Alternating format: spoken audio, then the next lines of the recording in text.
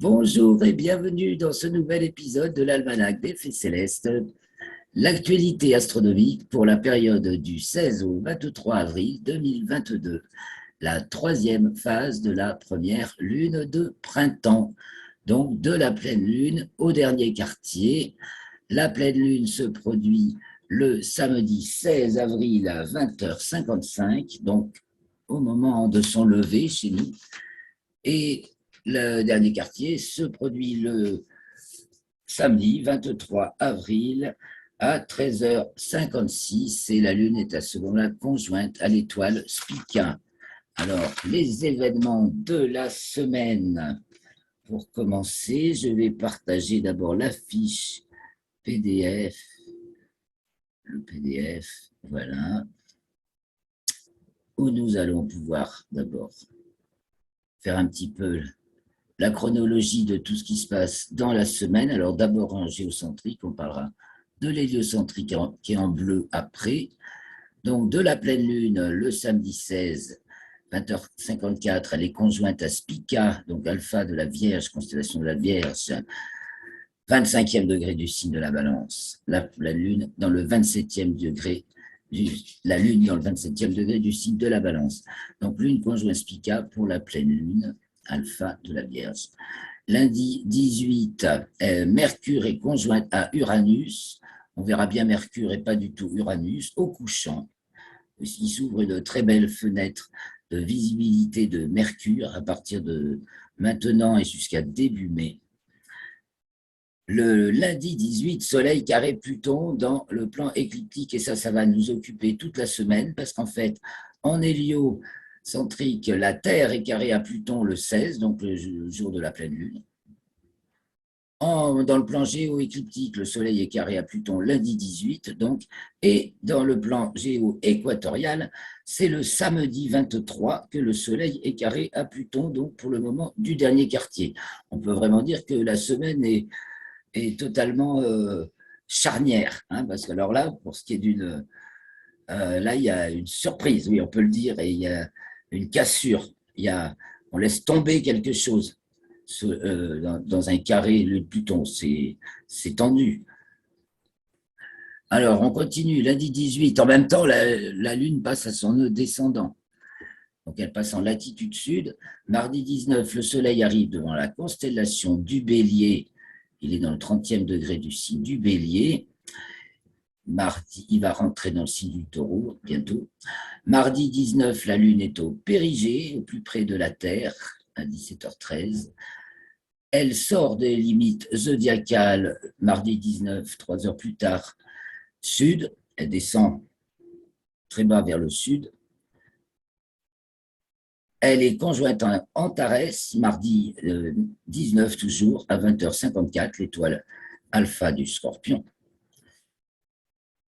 Donc le Soleil entre dans le signe du Taureau mercredi 20 à 4h54. Jeudi 21, la Lune atteint sa déclinaison minimale en dessous du plan de l'équateur, donc à moins 26 degrés 56 minutes, hors limite zodiacale, comme on l'a dit.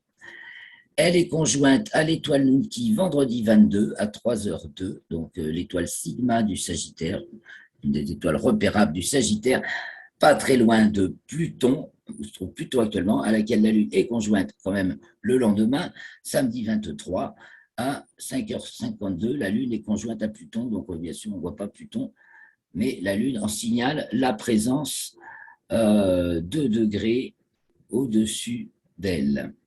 Et samedi 23, donc la Lune est conjointe à Pluton, le carré Soleil à Pluton dans le plan équatorial pour samedi 23, le dernier quartier qui a lieu à 13h56 et à 20h06, elle rentre dans les limites zodiacales, elle remonte. Donc on a une Lune qui descend, qui passe au périgée, passe à son nœud descendant, passe au périgée, elle est en déclinaison sud, elle atteint son minimum. Donc là, on va racler le fond. Alors, on va surtout aller voir maintenant qu'est-ce qu'on a à voir. Donc, la Lune passe des constellations de Vierge à Capricorne au cours de la semaine, et donc du signe de la Balance, 27e Balance, à celui du... là, il y a S'il y a celui du Verseau, ici. Donc, fin balance, début Verseau. Alors, je reviens. J'arrête ce partage. On va voir sur Stellarium maintenant un peu comment ça se passe. D'abord, la pleine lune, parce que bah, c'est toujours spectaculaire, une pleine lune. Donc, on va profiter de celle-ci si le ciel est dégagé, ce qui peut être. Donc, elle va se lever au coucher du soleil. Là, nous sommes à 20h28, le 17. C'est bientôt le coucher du soleil. Le 16, il faut se mettre. Le 16. Le 16, la lune apparaît à 20h28 et le soleil va se coucher un peu plus tard, 20h46. Voyons. Là, il a l'air à peu près couché, le soleil. Il est vraiment en train de se coucher. Donc, on peut dire que la lune se lève au coucher du soleil, le 16 au soir. Et donc, vous voyez, un peu est-sud-est, un peu à droite de l'est. Elle est conjointe à l'étoile Spica de la Vierge. J'affiche la constellation de la Vierge.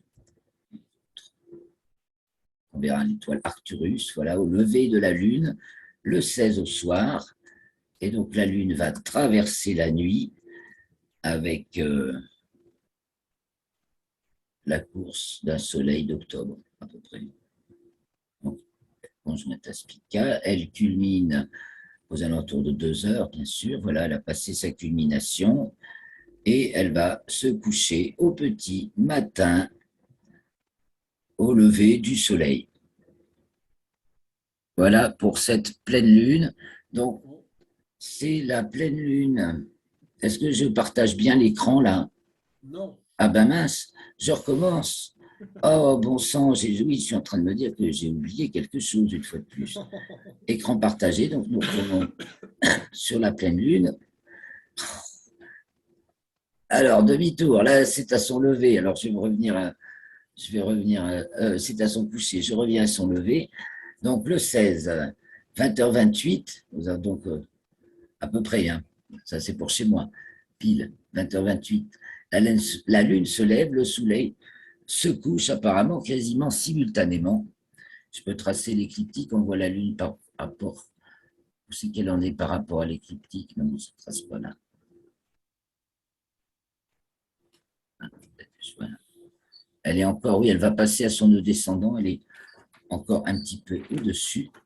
Donc, la lune se lève à côté de l'étoile Spica et elles vont côte à côte. Enfin, elle a déjà passé la conjonction et elle va s'élever comme un soleil d'octobre et s'éloigner, donc culminer vers 2 heures, puisque c'est la pleine lune au milieu de la nuit, et se coucher au lever du soleil. Elle est donc devant la constellation de la Vierge. Donc, ben voilà, je reviens dans le soir. On va maintenant la guetter de soir en soir, et puis on va regarder, ça éblouit bien le ciel. Donc, on va regarder ce qu'il y a dans le ciel à cette heure-ci. La lune se lève. Du côté donc du levant, ben, la Vierge, le Bouvier, le Lion qui s'élève assez haut, donc Régulus du Lion. Si on se tourne vers le sud, en début de nuit, on voit donc ben, surtout le Lion, puis en dessous il y a l'hydre femelle. Et puis un peu à droite, eh bien, on va voir briller très fort Sirius en bas, qui scintille parce qu'elle n'est pas haute. Vous voyez, donc sur le couchant, Procyon, les Gémeaux, Pollux et Castor. Et puis à droite, Orion qui va se coucher avec Bételgeuse qui rougeoie pas mal et Aldébaran qui rougeoie aussi à la même hauteur, à peu près pareillement. Donc voilà le ciel de début de nuit. Du côté du nord, ben, on voit bien briller Capella aussi. Voilà, tout ça, c'est notre grand jet de l'hiver. Notre grand jet de l'hiver qui s'en va de. Là, c'est Aldébaran. Donc les mages, Aldébaran, Capella, Castor, Pollux, Procyon, Sirius, Rigel et les mages. En fait, où il faut partir de Bételgeuse. Ça fait un très beau jet. Bételgeuse, Aldébaran, Capella, Castor Pollux, Procyon, Sirius, Rigel, les mages. Voilà, du côté du nord. Du côté du nord, eh bien, on a Céphée qui passe en bas, au début de nuit, à sa culmination inférieure. La grande ours qui plane très haut là-haut sur le dos. Vous voyez, le zénith est ici. Donc, elle passe au plus haut en début de nuit sur le dos. Et maintenant, on va voir avancer la nuit jusqu'au milieu de la nuit. Tiens, ben, reste un peu du côté du nord. Donc, 22h28, 22h30, 23h30. On voit Capella qui descend, Orion qui se couche à l'ouest, Vega qui apparaît à l'est. Là, on est tourné vers le nord. 0h30, la grande ours commence à basculer là, et 1h30, c'est presque le minuit. On a Al-Qaïd, donc qui est soit la queue de l'ours, soit la tête, parce que ça veut dire tête en arabe, c'était la tête du chariot. Hein, c'est la tête du chariot ou la queue de l'ours. C'était le char tiré par les 3 filles de Nash qui tournaient inlassablement autour du pôle, enfin du pieu planté où a été attaché un chevreau pour venger la mort de leur père. C'est l'histoire des filles de Nash. Bon, l'étoile Al-Qaïd passe pratiquement au zénith, au minuit. 2h30, allez, on va se tourner un peu à l'est, parce qu'on va voir apparaître les étoiles et les astres du matin. Donc, on a dit qu'on avait vu Vega apparaître au nord-est, très vite. On a Antares du Scorpion qui est levé. La Lune va y être conjointe. Et on a l'aigle, donc Altaïr de l'aigle, qui est levé, et Deneb du cygne, donc le grand triangle de l'été qui apparaît. Le grand G de l'hiver est parti du côté de l'ouest en début de nuit, et le grand triangle de l'été apparaît du côté de l'est en deuxième moitié de nuit. Voilà, donc au cours de la nuit, voilà ce qui s'élève du côté de l'est, les petits, là, petit renard, flèche dauphin, petit cheval, très haut Hercule. 4h30, voilà Pégase qui apparaît. On ne verra pas grand-chose. 5h30, on va s'arrêter à 5h30. Pégase et Andromède qui apparaissent, et nos planètes. Alors maintenant, on va voir, toutes les planètes sont dans le ciel du matin, sauf Mercure, on va y revenir, qui est du soir. Donc, puisque nous sommes maintenant au matin, regardons le matin. Donc, le matin, nous avons un magnifique alignement de planètes.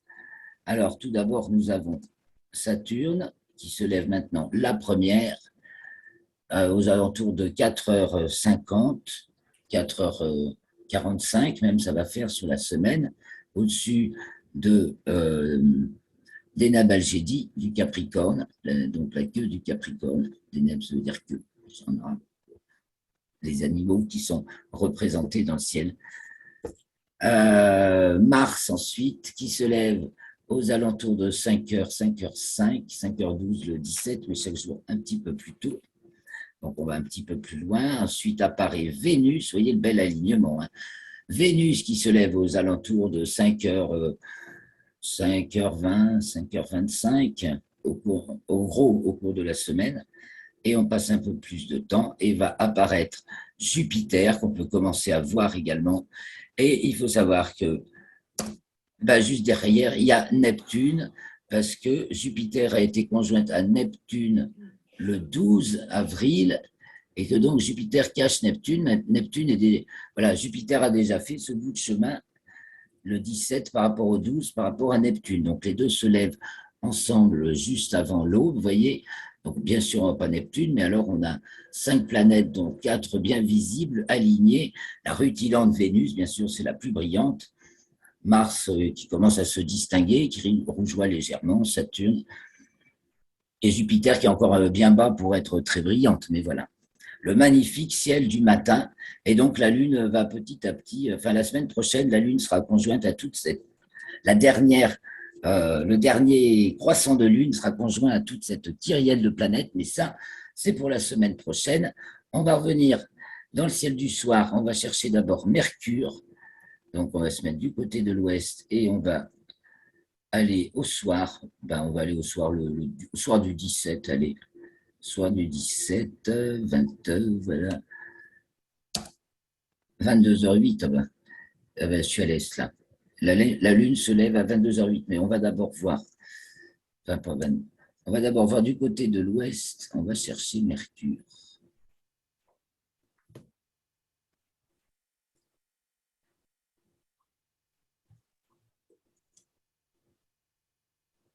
Je vais faire apparaître comme ça. Elle est, alors, c'est bien le 17 au soir, ouais. Mercure, oui, je vais la faire apparaître.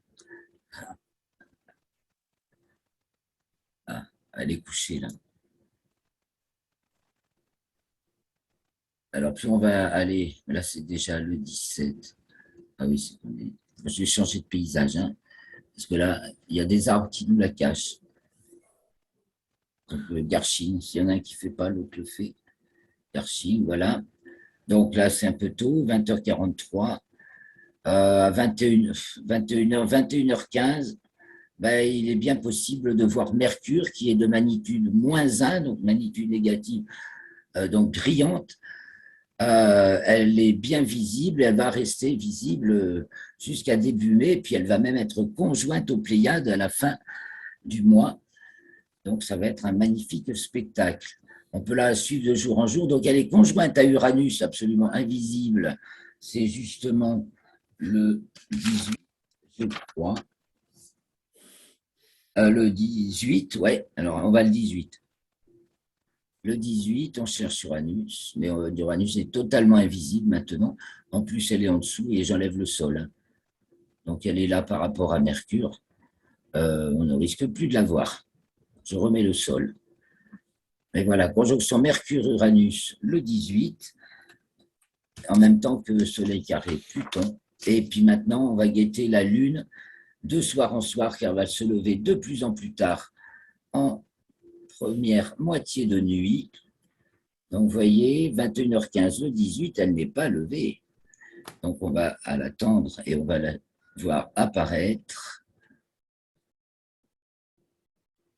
Là, voilà. Le 18 au soir, levé 23h13. Donc, maintenant, on est le 19. Je vais à la nuit suivante. Levé 0h34. Le 19, difficile de savoir si c'est le 19 ou le 20. Le jour où elle est conjointe, ben tiens, facile, le jour où elle est conjointe à Antares, elle est conjointe à Antares, c'est donc le 19. Donc, on peut la remarquer le 18, le milieu, je grossis un peu. Le 18, la Lune est au-dessus d'Antares, qui est là. 1h37, on est à peu près au minuit vrai, puisqu'il est à 1h, il est à peu l'équation de temps est pratiquement à zéro, il est à 1h49 exactement. Bon, c'était la semaine dernière. L'équation de temps était à zéro. Là, c'était, donc chez moi, ça fait 13h51 quand elle est à zéro. Là, le midi vrai a lieu à 13h49, donc le minuit vrai à 1h49. Et donc, nous n'en sommes pas loin. Donc, Lune et Antares le 19, Lune et Antares le 20. Donc, le 20, la Lune se lève à 0h37, un petit peu après l'étoile. Le 21, elle va se lever plus tard, elle se lève à 1h49. Le 22, elle se lève donc à 2h57 parce qu'elle est. Alors, logiquement, si elle était pile sur l'écliptique, quand on arrive au dernier quartier, elle se lève au milieu de la nuit. Mais voyez, là, on n'est pas encore le jour du dernier quartier, on n'est que le 22, le dernier quartier. C'est le 23. Elle se lève déjà à 2h57. C'est parce qu'elle est en latitude sud. Elle va atteindre, elle est encore en train de descendre. Donc, elle prend beaucoup de retard pour notre ciel de l'hémisphère nord. C'est le contraire quand elle est en latitude nord. Mais en ce moment, donc, on la voit ici conjointe à Nunti, car la voilà, l'étoile Nunti, c'est elle, au-dessus là.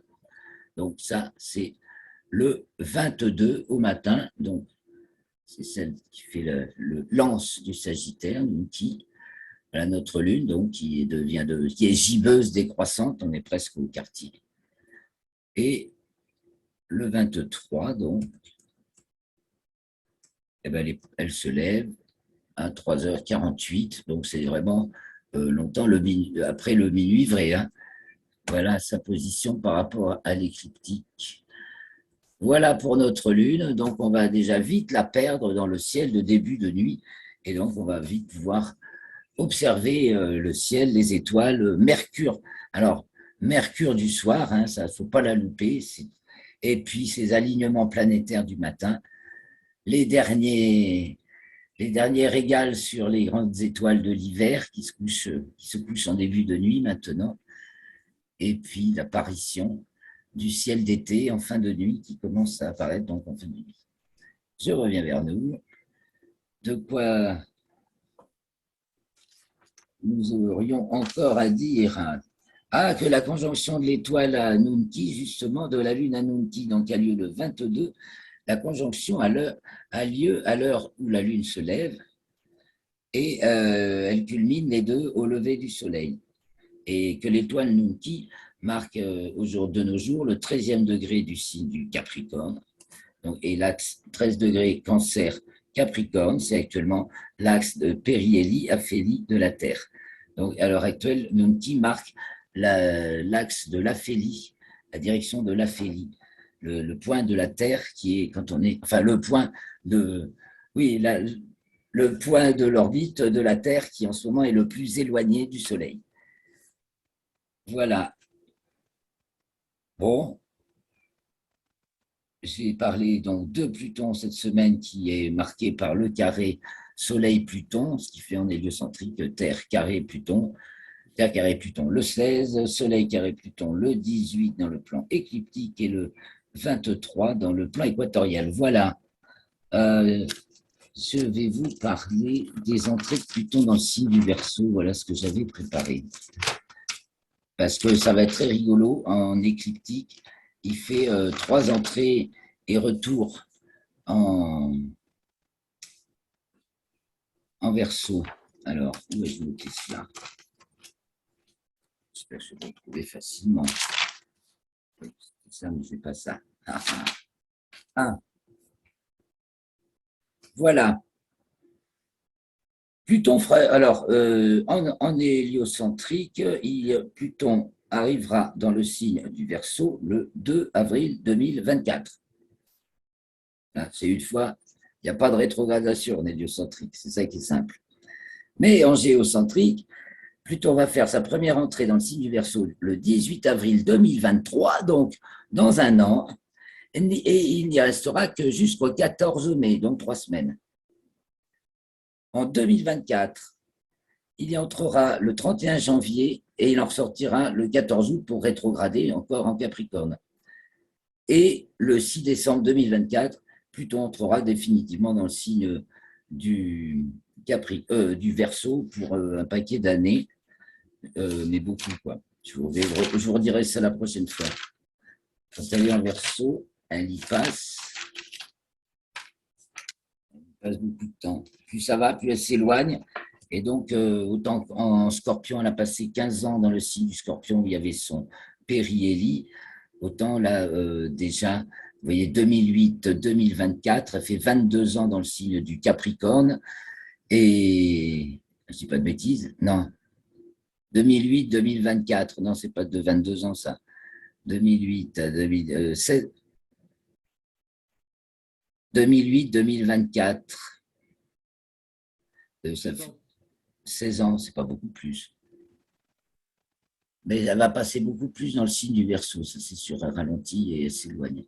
Je vous redirai ça la prochaine fois.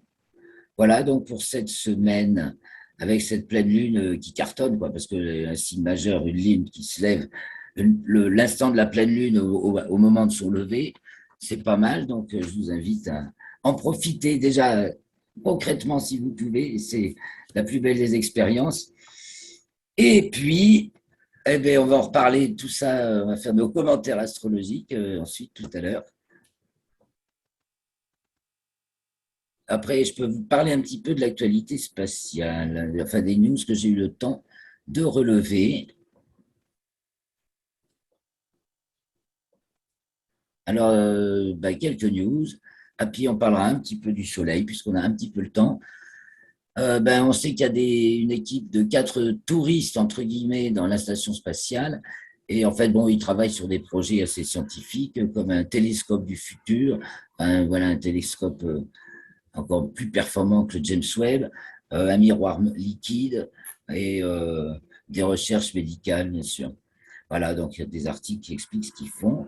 Normalement, il y a une mission d'astronaute Crew 4 qui devrait partir le 21 avril, donc très prochainement. Bon, ExoMars et la coopération avec Roscosmos, l'agence spatiale russe, est totalement stoppée et tous les projets avec les Russes dans le spatial sont stoppés. Il n'y a que dans l'ISS que, bon, heureusement, tout se passe bien pour ceux qui sont là-haut. Et voilà, puis alors du côté de Persévérance, on est content d'apprendre que Persévérance a retrouvé son parachute sur Mars.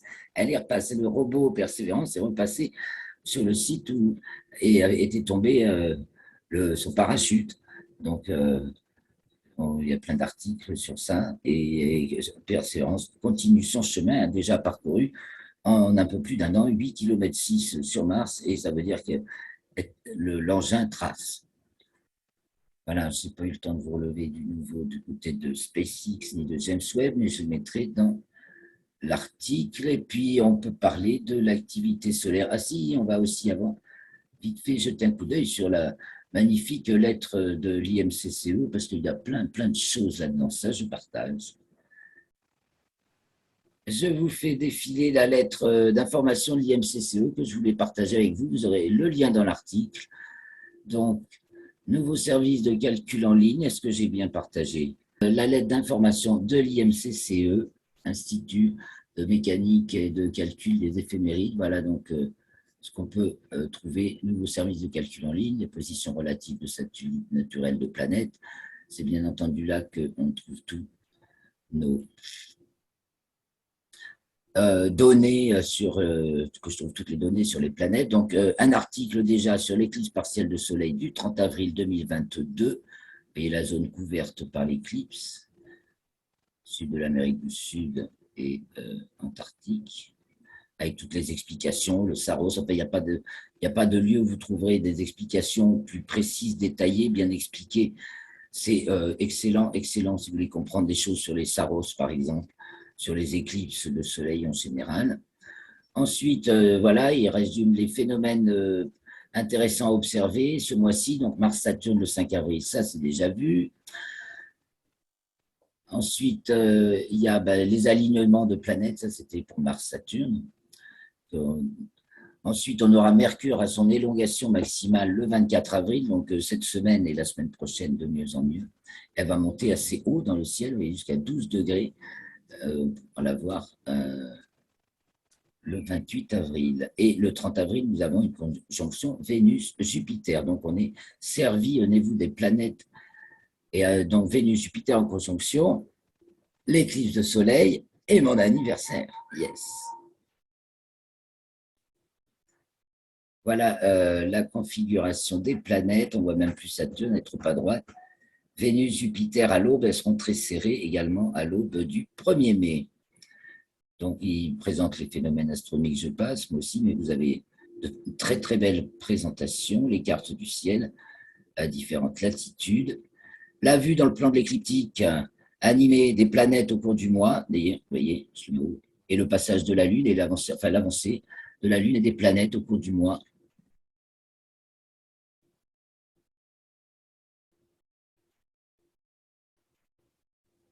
Ça,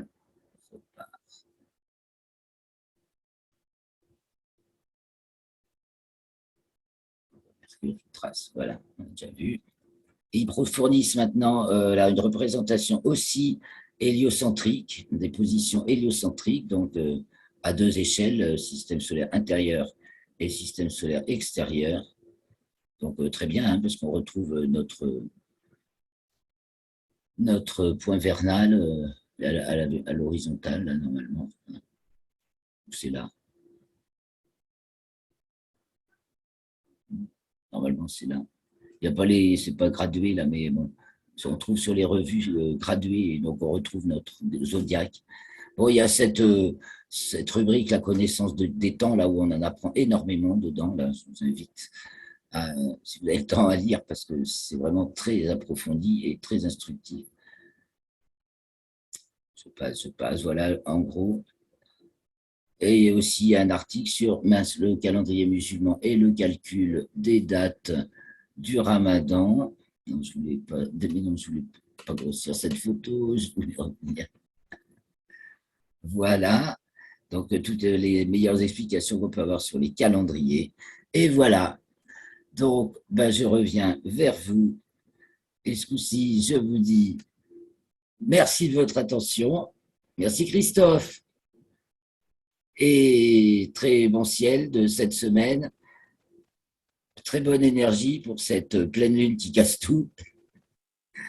Préparez-vous à tous les renversements. Je vous dis à bientôt. Salut!